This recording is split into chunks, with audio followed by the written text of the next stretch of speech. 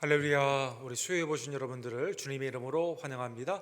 함께 머리 숙여 기도하심으로 주님의 은혜의 보좌 앞에 기쁨으로 나아갑시다. 사랑과 자비가 풍성하신 하나님 아버지, 죄와 사망과 흑암에서 나를 구원코자 독생자 예수 그리스도, 우리의 구원주 예수 그리스도를 보내주심에 진심으로 감사를 드립니다. 성령 안에서 거듭난 하나님의 자녀로서 매일 주님과 동행하는 기쁨을 허락하여 주시고, 주님의 몸된 교회에서 말씀을 배우며 예배를 드리고 하나님의 사역자로 하나님의 복음을 증거하는 복된 섬김의 종들 되게 하심에 감사를 드립니다. 매일의 삶이 감사와 기쁨 가운데 깨어 있으며 하나님을 영화롭게 하며 하나님의 놀라우신 은혜 가운데 주님의 복의 통로가 되는 우리 언덕교회 모든 지혜들 낼 수 있도록 주님 역사하여 주시옵소서. 감사의 달에 내게 받은 은혜를 다시 한번 기억하며 세워보고 주님 앞에 풍성한 드림과 주의 나눔이 있는 복된 성도들 되기를 간절히 원합니다. 오늘도 하나님의 은혜의 자리에 나온 모든 죄들 귀한 발걸음을 축복하여 주시옵시고, 우리의 찬양과 우리의 섬김을 주님 연락하여 주시며 하나님의 절대 진리의 말씀으로 나의 영을 수송케 하여 주시옵소서. 모든 영광과 감사를 받게 합당하신 우리의 구세주 예수 그리스도의 이름으로 간절히 기도드립니다.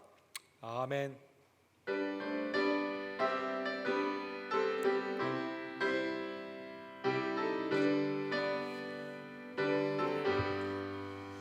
나 어느 곳에 있든지 늘 마음이 편하다. 주 예수 주신 평안함 늘 충만하도다.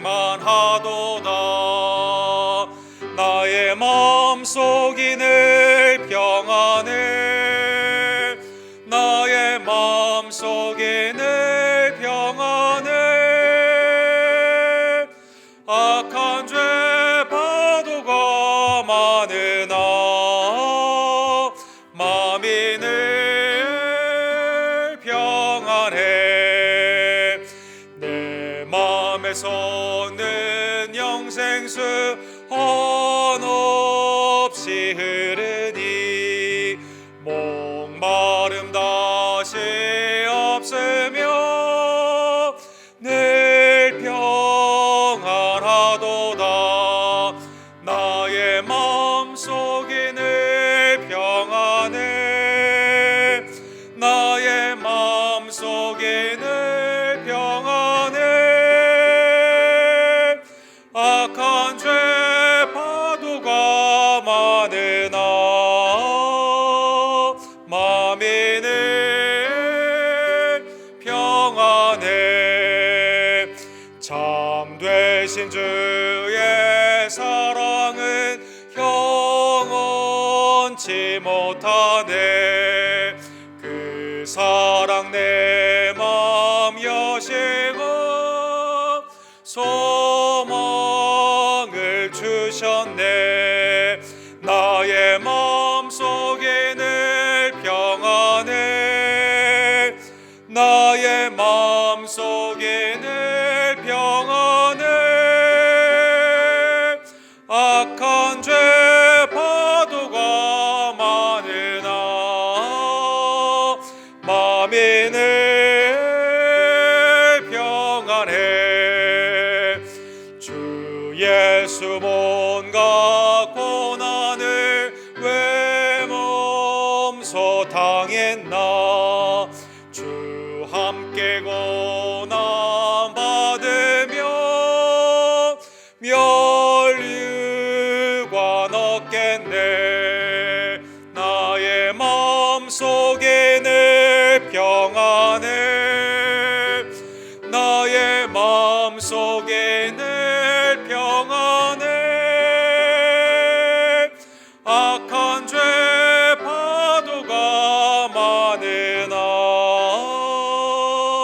마음이 늘 평안해.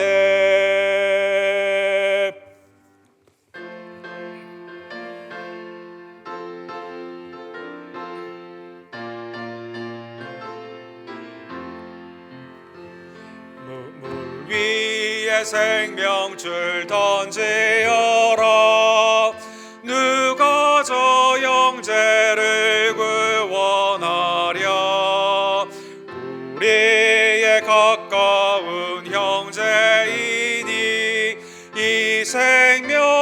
생명줄 그 누가 던지려나.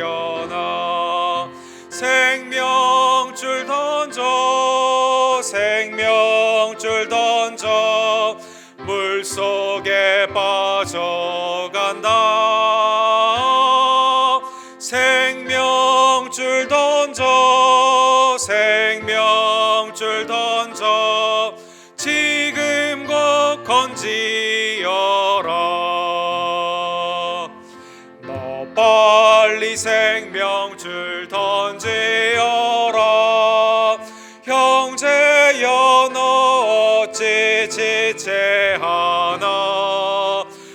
보아라 저 형제 빠져간다. 이그저선 타고서 속히 가라.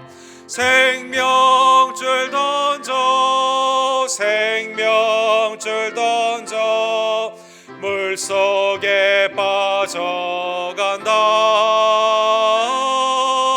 생명줄 던져 생명줄 던져 지금 곧 건지어라.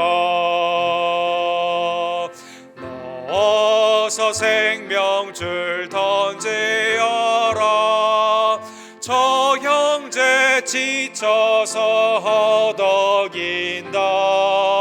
시험과 근심에 거센 풍파 저 형제를 휩쓸어 몰아간다.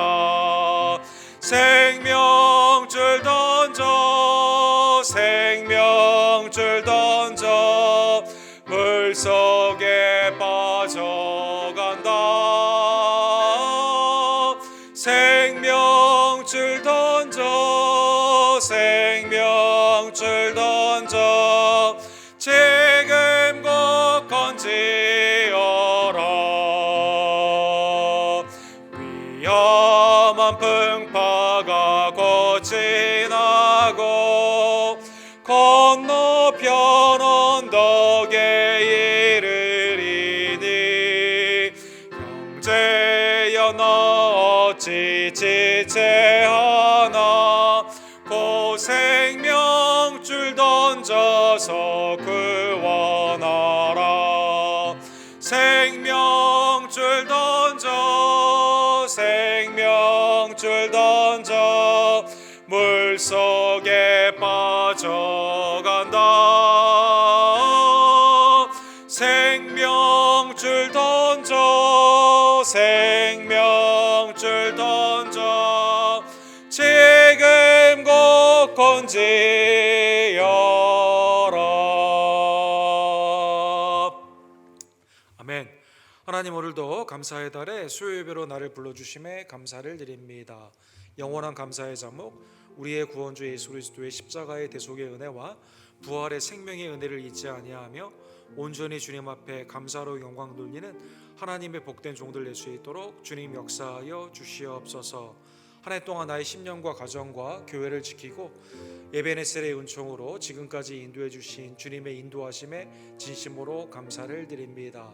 하나님의 은혜로 지금도 복음을 증거하는 외지와 대지의 선교사님들이 우리의 기도와 후원 가운데 힘을 얻기를 간절히 원합니다. 김성호 선교사님과 조재면 목사님, 우리 데이비케 목사님, 주께서 은혜 가운데 지켜주시고 하나님의 놀라운 충만하신 은총 가운데 성령의 교통하심과 기쁨의 소식에 구원의 소식이 나타날 수 있도록 주님 함께하여 주시옵소서. 세렌드로와 우리 CFC와 우리 언덕교회가 믿음 안에서 하나가 되며 협력하여 선을 이루기를 간절히 원합니다. 하나님, 우리에게 각양의 은총 가운데 주신 각 은사와 탤런트가 착하고 충성된 마음으로 잘했다 칭찬받는 주님의 복된 신실한 종들 낼 수 있도록 주님 역사하여 주시옵소서. 마지막 때에 모이에게 힘쓰는 각 순과 선교회가 되기를 간절히 원하며 사랑하는 섬김의 순장님과 우리 선교회 임원들에게 하나님의 은혜를 더하여 주시옵소서. 하나님의 풍성하신 은혜가 치유하심에 놀라우신 은총으로 사랑하는 이성호 목사님과 또 병원에 입원한 우리 한규 형제, 또 이종사님의 귀한 마음 가운데 회복과 치유로 나타나기를 원하며, 또 우리의 가족과 우리의 이웃을 위해 기도하는 모든 지체들의 심령 위에 하나님 이 시간 여호와 라파 치유의 광선으로 나타나 주시옵소서. 우리의 자녀들이 믿음 안에서 하나님의 지혜와 능력으로 승리하기를 간절히 원하며, 오늘도 수요예배를 지키기 위해 주님 앞에 나온 모든 지체들의 발걸음을 하나님 이 시간 축복하여 주시옵소서. 주여 삼창 우리 크게 외치고 주께 나갑시다. 주여 주여 주여. 사랑과 자비가 풍성하신 하나님 아버지, 주님의 은혜에 진심으로 감사를 드립니다. 죄와 사망에서 우리를 구원코자 독생자 예수 그리스도의 놀라운 이 땅의 강림하심과 십자가의 보혈과 부활의 은혜로 우리를 구원하여 주시고, 사망의 쇠사슬에서 해방시켜 주시며, 이제는 그리스도의 자유함을 입어 성령 안에서 온전히 복음을 증거하며 하나님께 예배하며 하나님의 봉사에 빛과 소금이 되는 하나님의 복된 종들이 되게 하심에 감사를 드립니다. 하나님, 지금도 어려운 상황에서도 복음을 증거하는 하나님의 복된 종들에게 하나님의 은혜를 더하여 주시옵소서. 김성호 선교사님과 조재명 목사님과 우리 데이비키 목사님을 기억하여 주시옵시고, 하나님의 은혜 안에서 더욱더 주님을 영화롭게 하며 하나님의 풍성한 은총 가운데 나아갈 수 있도록 주님 함께하여 주시옵소서. 주님의 피값으로 사신 우리 교회를 기억하여 주시고, 하나님이 우리에게 주신 달란트와 은사가 주님 앞에 착하고 충성된 마음으로 30배, 60배, 100배의 풍성한 열매를 주게 드리기를 간절히 원합니다. 그리스도 안에서 한 마음이 되며 서로 협력하며 서로를 위해 중보 기도하며 사역 가운데 하나가 되는 주의 종들로 하나님 모이기 힘쓰는 우리 언덕교회 될 수 있도록 주님 역사하여 주시옵소서. 이삼원 목사님과 이희종 하사님, 한규 형제와 연약한 우리의 세대를 굽어 살펴주시며 하나님의 은혜 안에서 강성케 되며 온전케 되는 주의 은혜가 넘치기를 간절히 원합니다. 하나님, 우리의 자녀들을 학업과 생업 가운데 승리할 수 있는 지혜와 능력을 더하여 주시옵소서. 믿음 안에서 화목한 가정들 되기를 원하며, 오늘도 수요예배 가운데 나온 모든 지체들의 발걸음을 주님 축복하여 주시옵소서. 아멘. 자비하고 긍휼이 풍성하신 하나님 아버지, 죄와 사망의 쇠사슬에 묶여있던 우리들 예수 그리스도께서 십자가와 부활의 은총으로 풀어주시고 자유케 해주시며, 이제는 하나님께 나와 마음껏 예배하고 왕같은 제사장으로 주님의 나라와 영광을 위해 기쁨으로 섬기며 사역케 하여 주심에 진심으로 감사를 드립니다. 하나님, 우리가 감사의 달을 맞이하여 내게 베푸신 구원의 은혜와 분복의 은혜를 마음 깊이 새겨보며 범사에 감사하는 하나님의 복된 종들 낼 수 있도록 주님 역사하여 주시옵소서. 겸손한 온유한 예수 그리스도와 동행하며 믿음 가운데 주의 말씀을 준행하고 마지막 때에 복음을 담대히 증거하는 하나님의 왕같은 제사장들 낼 수 있도록 주님 역사하여 주시옵소서. 사사기의 말씀을 통해 하나님만이 우리의 왕되심을 날마다 깨닫게 해주심에 진심으로 감사를 드립니다. 오늘도 말씀을 통해 나의 심령을 살펴보며 주님께로 나오는 회개와 또 하나님의 은혜 가운데 감사와 그리스도의 아름다운 동행함 가운데 주님의 나라와 영광을 위해 기쁨으로 헌신하는 하나님의 남종과 여종들 낼 수 있도록 주님 역사하여 주시옵소서. 예수 그리스도의 이름으로 간절히 기도드립니다. 아멘. 우리 하나님의 말씀은 오늘은 사사기 14번째 시간 기드온의 그 마지막 그 변질에 관한 그러한 모습을 살펴보기를 원합니다. 사사기 8장 22절에서 28절의 말씀 우리 한 절씩 함께 교독합시다. 그때 이스라엘 사람들이 기드온에게 이르되 당신이 우리를 미디안의 손에서 구원하셨으니 당신과 당신의 아들과 당신의 손자가 우리를 다스리소서 하는지라.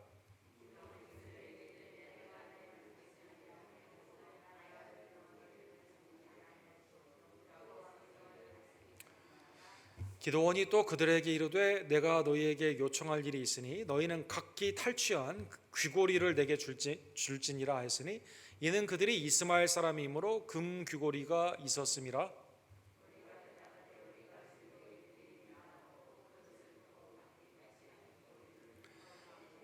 기드온이 요청한 금 귀고리의 무게가 금 1700세겔이요 그 외에 또 초승달 장식들과 폐물과 미디안 왕들이 입었던 자색 의복과 또 그 외에 그들의 낙타목에 둘렀던 사슬이 있었더라.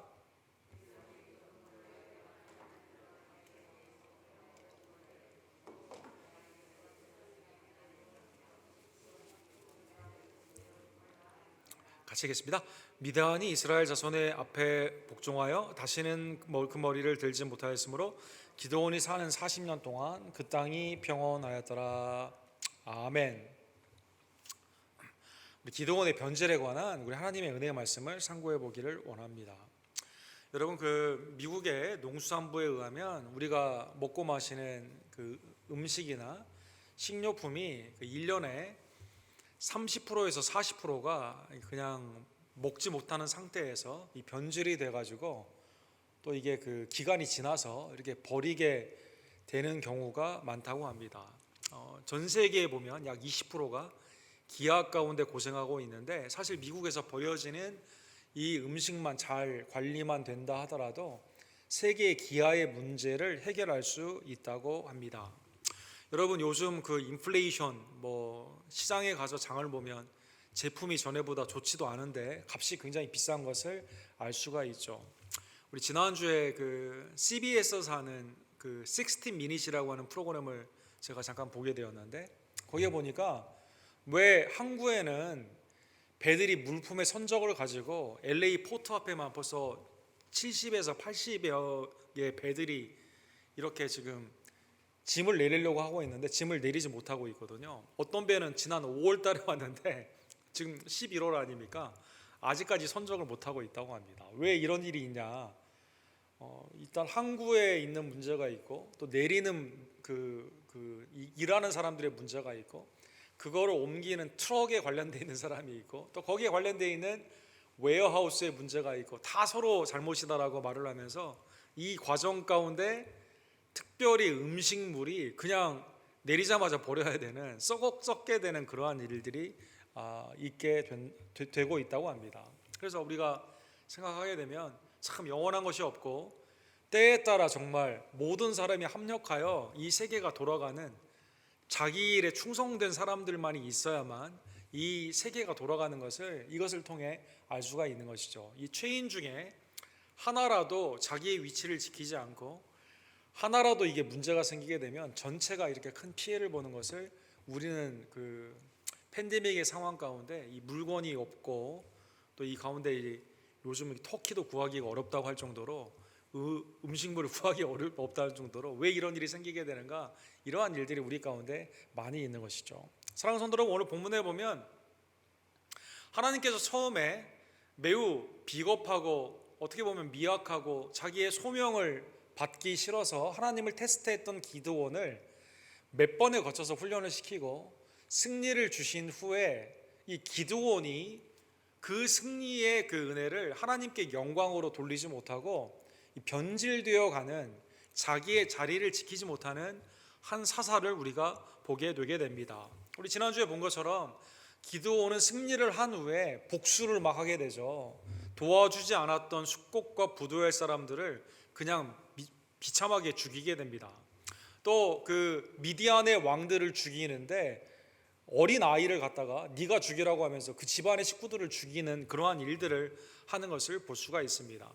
그 어린 아이를 죽이게 되는 그러한 과정 가운데 우리 지난주에 본 것처럼 8장 21절에 보면 이 세베아와 살문나가 차라리 그냥 네가 죽여라라고 해가지고 이제 기드온이 직접 그 가운데 죽이게 되고, 그리고 그 가운데서 어떻게 하죠?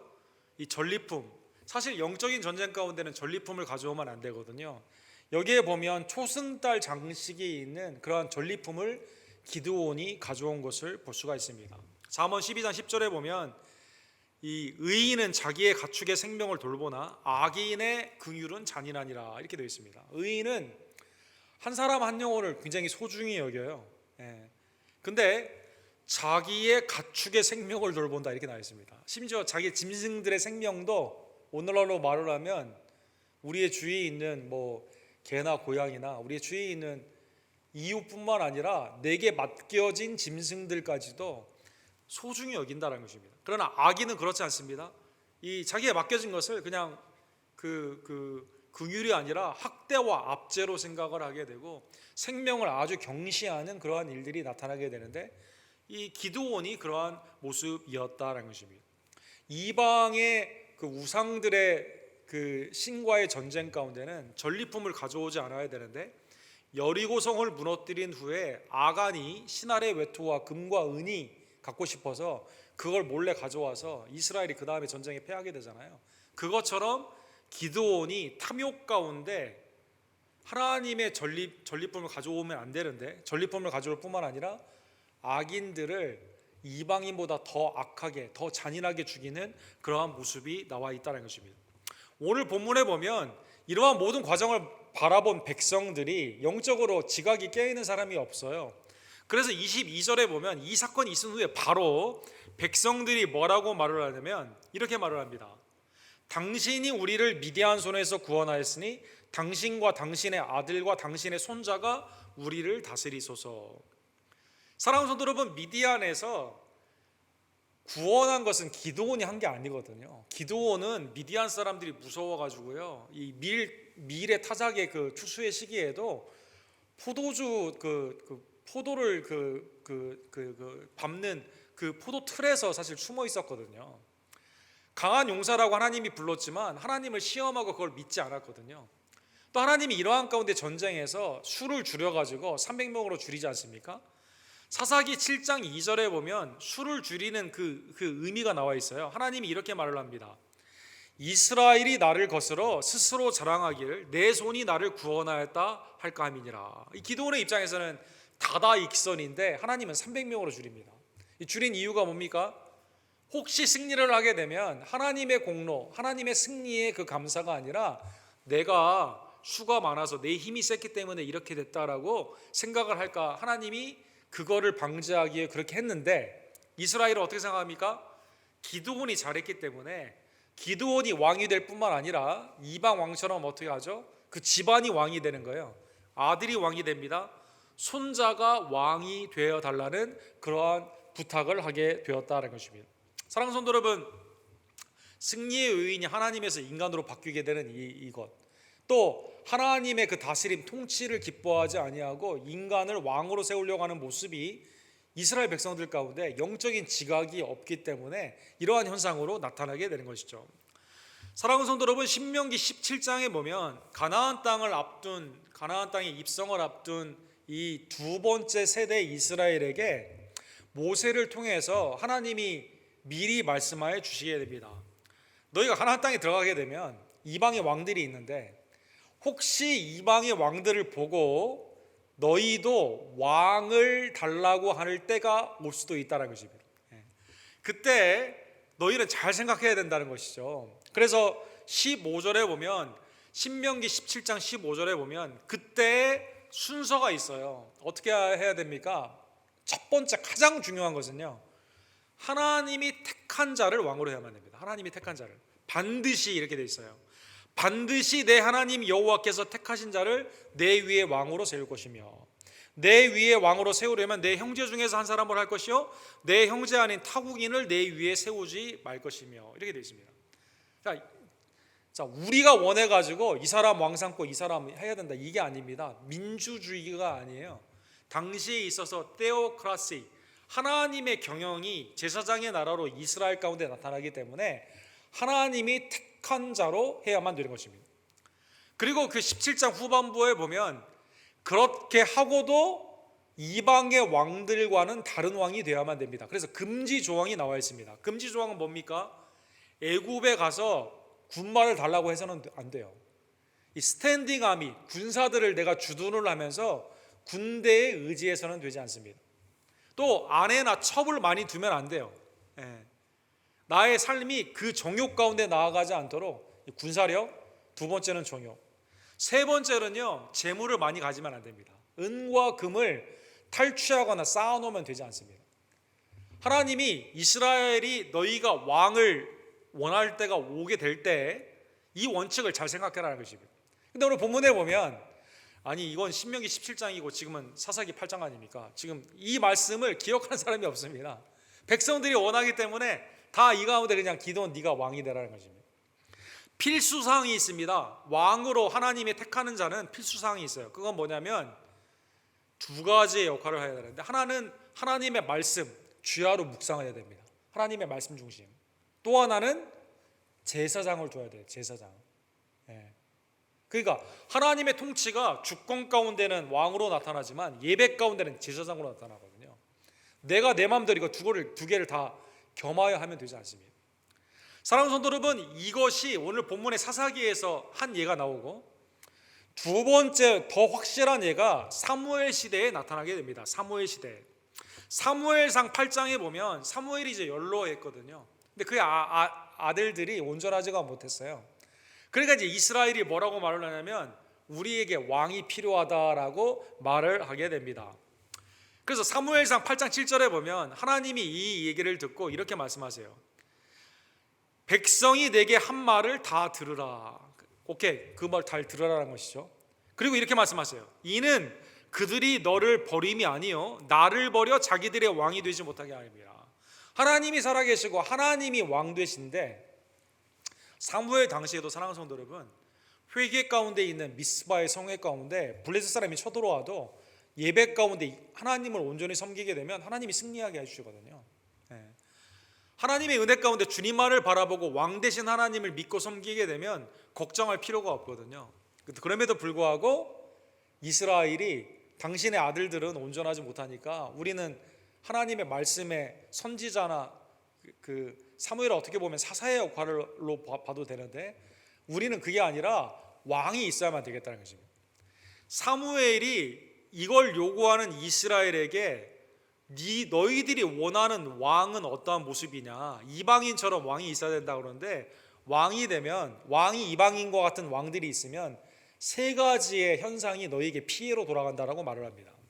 첫 번째는요, 아들들이 징병이 되어가지고 전쟁에 나아가면 돼요. 왕이 원하는 전쟁에 투입이 됩니다. 아들들이. 그러면 어떻게 됩니까? 아들들이 전쟁에 가서 전사를 하겠죠. 아들들을 잃어버리게 됩니다. 또 왕이 아리따운 여인이나 아니면 자기에게 시중 두는 사람을 뽑기 위해서 너희의 딸들을 데리고 가게 됩니다. 딸이 왕에게 뺏기는 거예요. 세 번째는 좋은 열매들이 나오게 되면 왕이 그거 걷어가게 됩니다. 그리고 뭐라고 말합니까? 11조를 나에게 내라고 말을 합니다. 왕이. 그래도 너희가 하겠느냐라고 질문을 하게 됩니다. 이때 이제 이스라엘 백성들이 이 지각이 없다 보니까 이방인처럼 왕이 있어야 됩니다, 이렇게 말을 하는 것이죠. 하나님의 왕되심을 잊어버리고 이방의 왕이 있으면 좋겠다는 생각을 그렇게 하게 되는 것이죠. 자, 이런 배경 가운데 오늘 기드온의 미디안의 승리를 주신 하나님의 왕되심의 승리를 잃어버린 영적인 지각이 없는 이스라엘이 기드온의 아들 손자까지 대대로 이스라엘의 왕이 되겠다, 되어 주세요라고 이렇게 부탁을 하게 되는 것이죠. 하나님의 택한 자도 아니에요. 내가 원하는 겁니다. 백성들이 원하는 그러한 모습이다라는 것입니다. 자, 이때 기드온이 표면적으로 대답을 합니다. 그러니까 여러분, 로마서에 나와 있는 것, 7장에 나와 있는 것처럼 표면과 이면, 겉사람과 속사람, 이게 하나님의 은혜 가운데 성령으로 일치가 되면 완전한 성화가 이제 나아가게 되지 않습니까? 근데 이 안에 투쟁이 있죠. 성령 안에 있는 속사람은 하나님의 뜻으로 나아가게 되는데, 마음속 깊이 있는 죄성이 그걸 거부하죠. 그러니까 죄를 택하는 죄성 가운데 있는 인간의 연약한 모습이 있습니다. 기드온이 표면, 겉으로의 외식 가운데는 이렇게 말을 합니다. 내가 너희를 다스리지 아니하겠고 나의 아들도 너희를 다스리지 아니할 것이요 여호와께서 너희를 다스리시리라. 너무나 좋은 고백을 한 거예요. 실제 신앙 고백이죠. 시편에 보면 하나님이 우리의 왕 되신다라는 그 시편의 내용이, 예배 가운데 드리는 찬양의 이 시편의 내용이 11번이나 언급이 되어 있습니다. 대표적인 말씀이 시편 28편 8절에 보면 영광의 왕이 누구시냐? 강하고 능한 여호와시요 전쟁에 능한 여호와시니라. 왕이 누구냐? 하나님이시다. 우리를 위해 전쟁을 승리하게 해주시는 그분, 그 왕이 누구냐? 하나님이시다. 시편 16편에는 여호와께서는 영원 무궁하도록 왕이시니, 이렇게 돼요. 영원 무궁하도록. 그렇죠? 하나님이 영원한 우리의 왕이에요. 이방 나라들이 주의 땅에서 멸망하였나이다. 하나님이 이방 나라들 통치하시고 승리하여 주신다는 것입니다. 기드온이 이것을 참 신앙 가운데 믿고 그대로 말을 했다면 이건 너무나 좋은 고백이죠, 여러분. 근데 이제 기드온의 문제는 표면이 아니라 외식적인 모습이 보여지는 모습이 아니라 속마음이다라는 것입니다.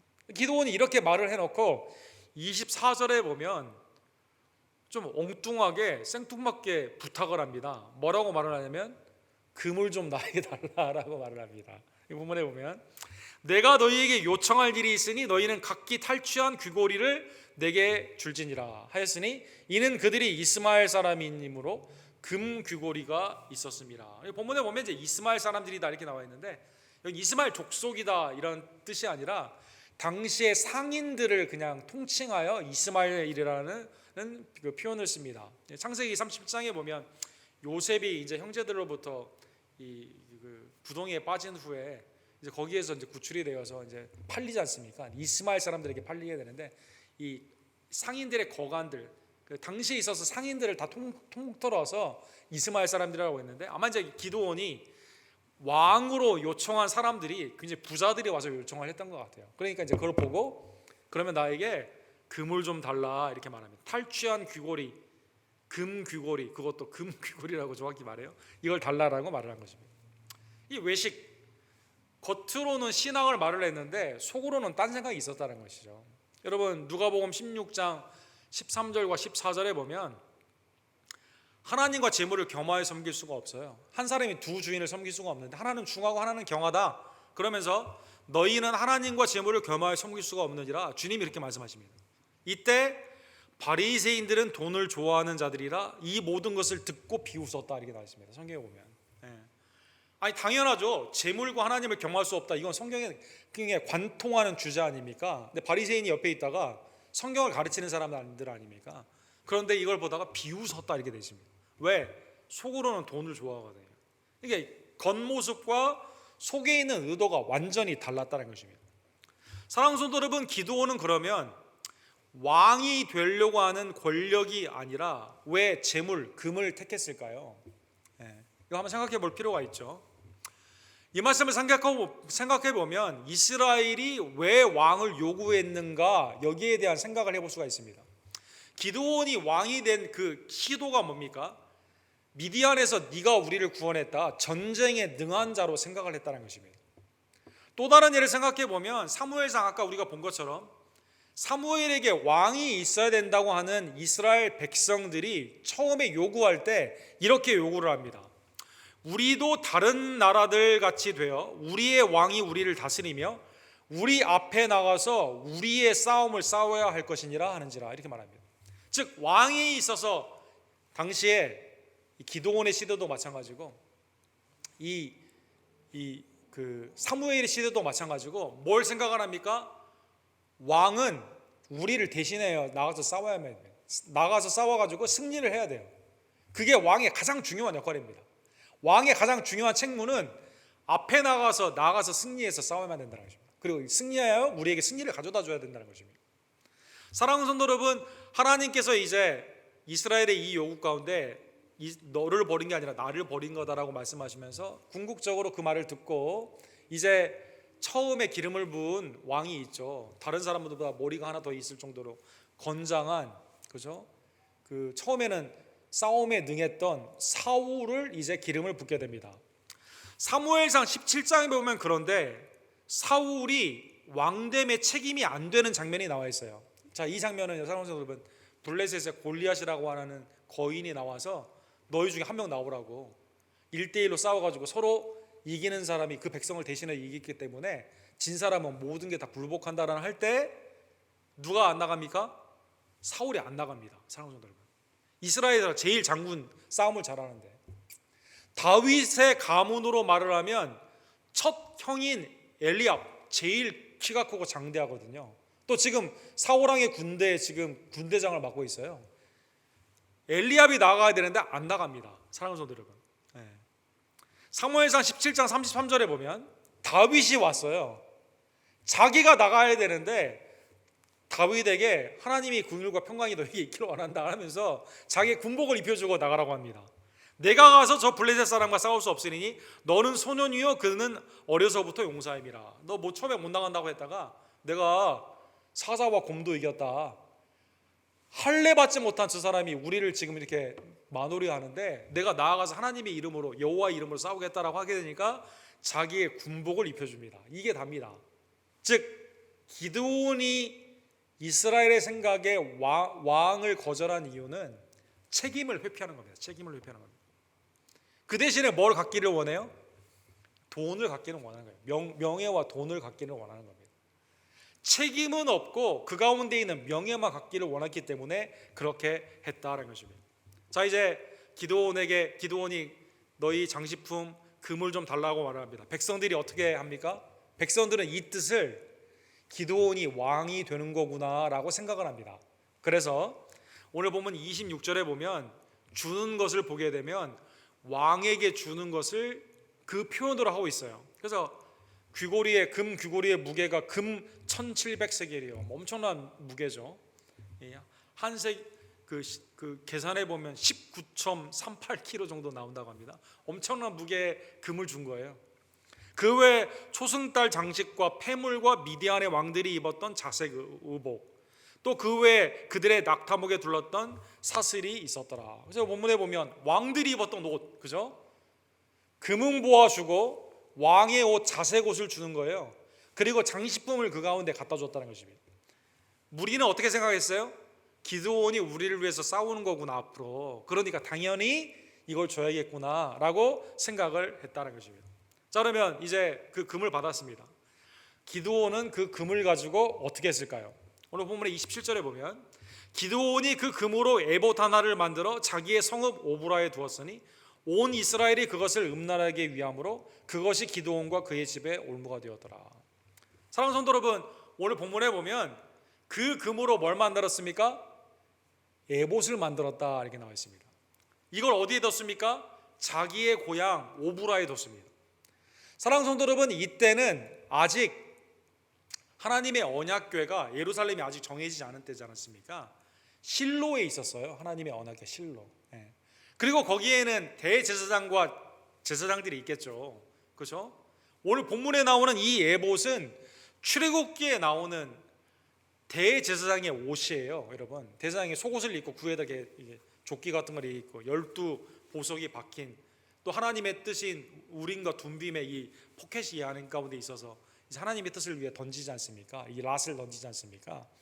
이 대제사장의 옷을 자기 집에다 둔 거예요.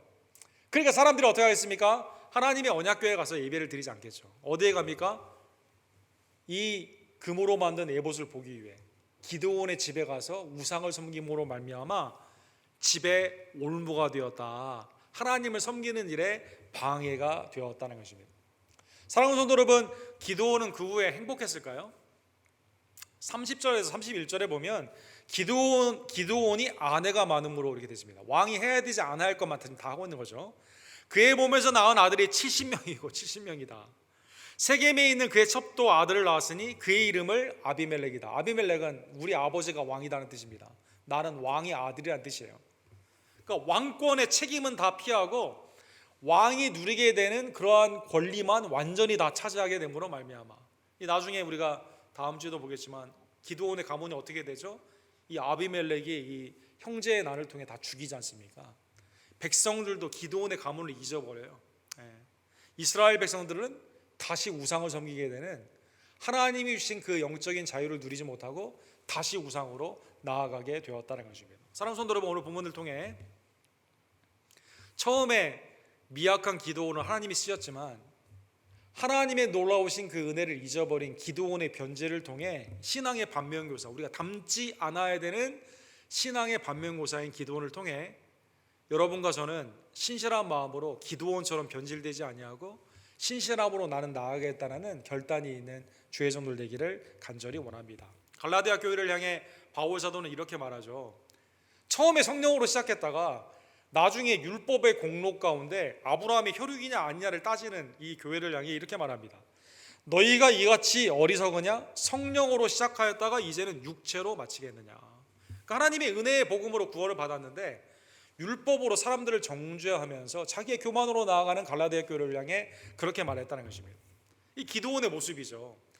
하나님의 은혜 가운데 구원을 받고 하나님의 은혜 가운데 승리를 입었는데 결국 자기의 공로로 돌리고 백성들을 우상을 섬기는데 돌린 이 기드온은 우리의 반면 교사다라는 것입니다.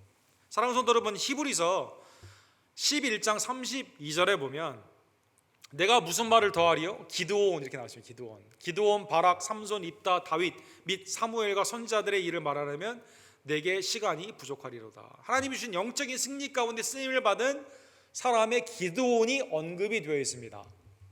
그런데 기드온의 전체적인 삶을 보게 되면 믿음으로 그가 승리를 냈지만 그의 마지막의 모습은 믿음과는 동떨어진 하나님 안에서 그 은혜 가운데 감사로 사는 인생이 아니라 인간의 영역으로 바꾸는 안타까운 인생이었다는 것입니다.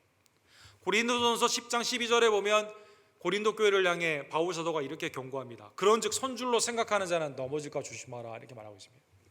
내가 오늘 있는 이 위치가 하나님의 은혜와 인도하심이 없으면 결코 설 수 없는 우리는 죄인이거든요.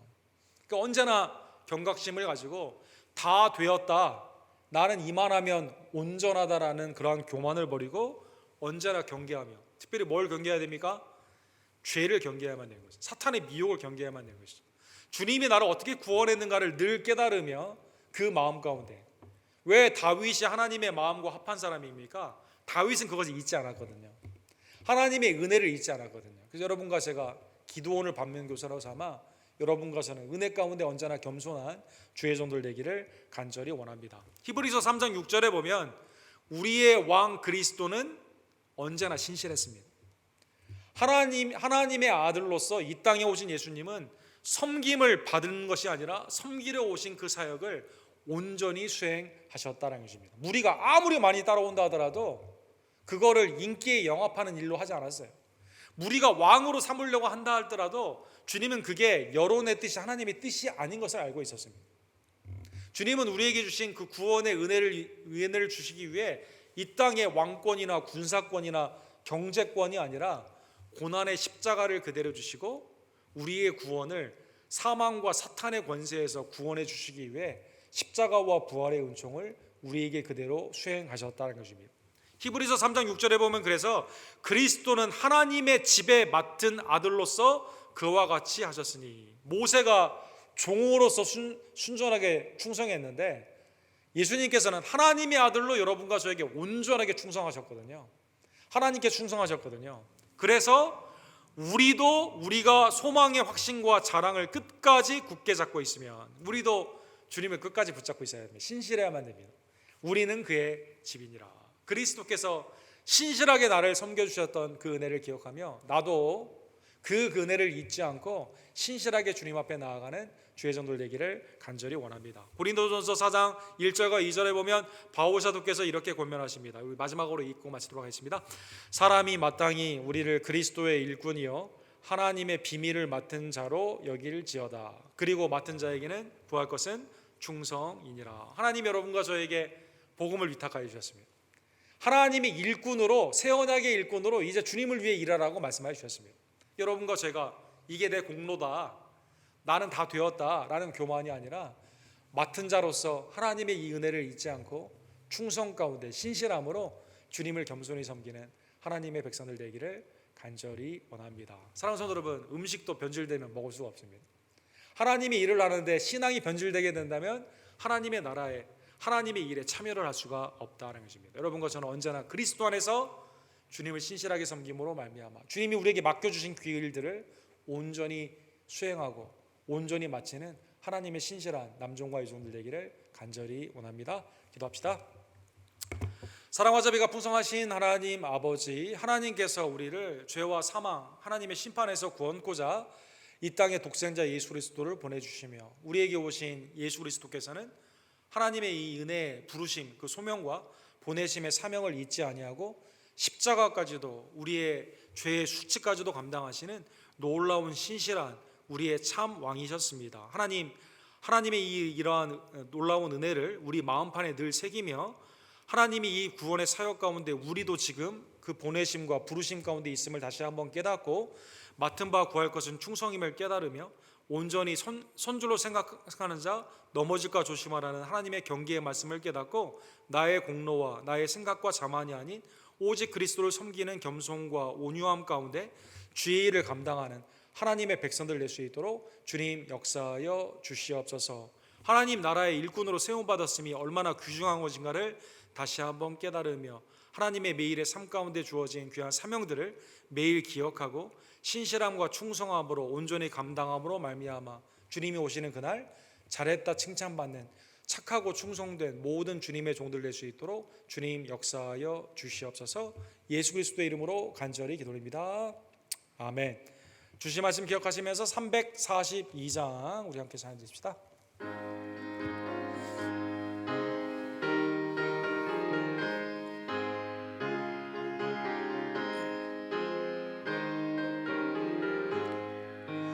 너 시험을 당해 죄 짓지 말고 너 용기를 다해 거물리처럼 너 시험을 이겨 새 힘을 얻고 주 예수를 믿어 늘 승리하라. 우리 구주의 힘과 그의 위로를 빌라. 주님 내 편에 서서 항상 도우시리. 내 친구를 삼가 잘 선택하고 너 언행을 삼가 늘 조심하라.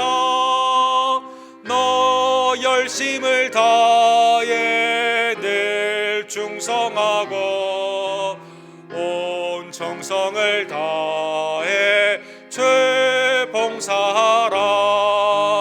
우리 구주의 힘과 그의 위로를 빌라. 주님 내 편에 서서 항상 도우시리. 잘 이기는 자는 상 받으리니 너 낙심치 말고 늘 전진하라. 내 구세주 예수 힘 주시리니 주 예수를 믿어 늘 승리하라. 우리 구주의 힘과 그의 위로를 빌라. 주님 내 편에 서서 항상 도우시리. 다 같이 일어서셔서 축도로 예배를 마칩시다. 지금은 우리의 영원한 왕, 우리를 위해 십자가로 승리하시고 부활의 승리를 우리에게 허락하여 주신 구원주 예수 그리스도의 은혜와 아버지 하나님의 극진하신 사랑하심과 성령 하나님의 날마다 감사케 하시며 겸손케 하시며 온유케 하시는 놀라운 역사가 그리스도 안에서 받은 구원이 얼마나 값진지를 늘 깨닫고 주님의 공로를 영광으로 돌리며 매일의 삶 가운데 우리에게 주어진 소명과 사명을 겸손히 감당하기를 간절히 원하는 수요일에 나온 모든 제들 머리 위에 지금부터 영원토록 함께 있을지어다. 아멘.